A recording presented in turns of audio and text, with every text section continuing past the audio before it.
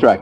So there's been a quote unquote Chinese spy balloon floating in the atmosphere. Officials say it's possible the balloon was just blown off its initial course by weather, but they insist the Chinese still had control of it as the balloon came south over the lower 48 states.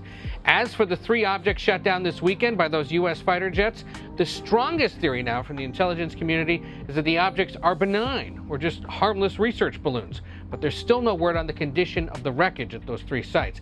And in the case of the objects... Right. I don't... Is that true? Like, coming from an Army perspective, I just assume you know more than I do. And those... Nah, man. This. I'm gonna take you back, man. November 1944, the Japanese set out on the mission to. Their goal was to send out 10,000 balloons with small incendiary rounds on them that can just explode on impact. Of those 10,000 balloons that they sent, only 300 actually made it to the U.S. Farmers all over the Midwest and the West Coast saw these little explosions all over their farmland, not knowing what it was. The United States Navy had destroyers on the coast. When they seen these things coming, we're shooting them down. Now, mind you, this is 1944. We're well into World War II. The war is going and it's hot. It wasn't spyware. They were literally assaulting U.S. soil. We've been at war with China in different scales, whether it's economically or it's sanctions or cyber warfare. We've been at war with them for a while. And obviously it's not being talked about because the war ain't hot. It ain't full scale. We ain't got ships trying to knock their infrastructure out and Marines storming the beaches with soldiers and Air Force bombing China. So it's not hot yet. But if you look at history, whether it's World War I, World War II, or the European war before World War I began, or the wars prior to, it's the same methodology. It starts from the money, financing, where embargoes, trade wars, blocking this, blocking that, so one nation doesn't have something that they need in order to build their military, or so on and so forth. That gets to a point where it moves on to the next level, so eventually it gets hot. We got into war with Japan because, mind you, we embargoed their oil routes. They couldn't get oil in or out. That's what they were doing to Manchuria or China. They got pissed. They wanted war with America anyways. Their diplomats were visiting America prior to World War II and during World War II. And then things got hot. So I'm not saying that I'm going to predict when we'll end up going to war with China, but if history is serving us correct, these are small indicators. It starts with something that small. And we really have to pay attention to this. Me personally, I've seen what our weapon systems can do with the intelligent, brave soldiers behind them. I know what they can do, and I've seen what they can do. I'm not too worried about us holding our own if it came down to it. But at the same time, no one looks for war. But if it comes knocking, if we're looking at history and we're watching these things take place, if it comes knocking, China will have one hell of a fight on their hands that I don't think they're prepared for fully. If you track what I'm saying. So these spy balloons, obviously, look, China has industries that have bought out land in North Dakota. They bought out a large piece of land right next to an Air Force base. One of the most important Air Force bases. They bought land and they used an umbrella company to do it right underneath our noses.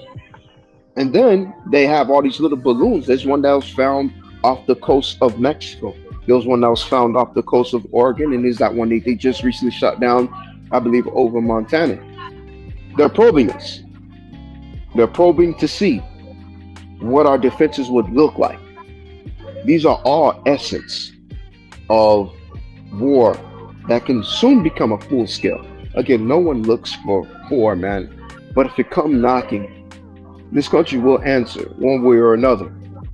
You see what I'm saying? But sorry, let me ahead. ask you this, bro.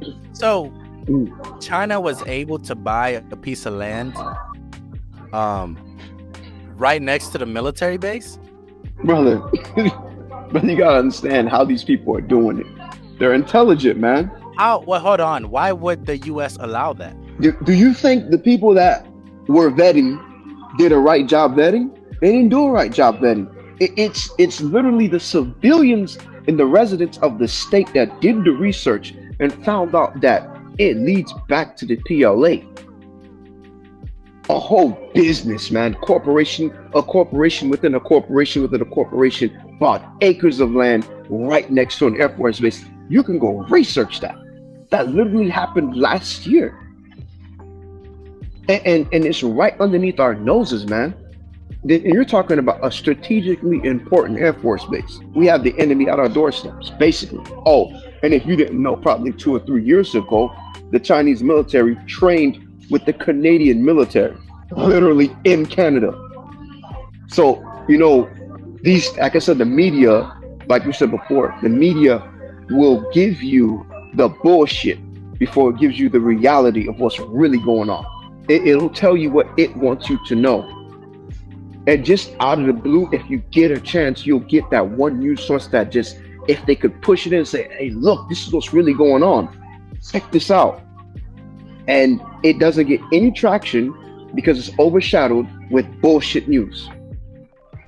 When your enemy is literally next door, your enemy is literally next door, and then your enemy finds himself in your house, renting space in your house.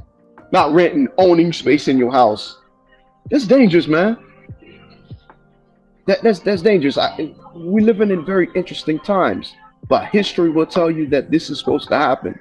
Except I don't recall Japan ever owning land here, or the Germans. I know the Germans sell their U-boats into our waters, but they never owned land here. So uncharted territory that we're looking into, but history will tell you that these things have to happen. And you know what, I hate to say it, I hope it doesn't ever lead to a full-scale war, but it seems like it will.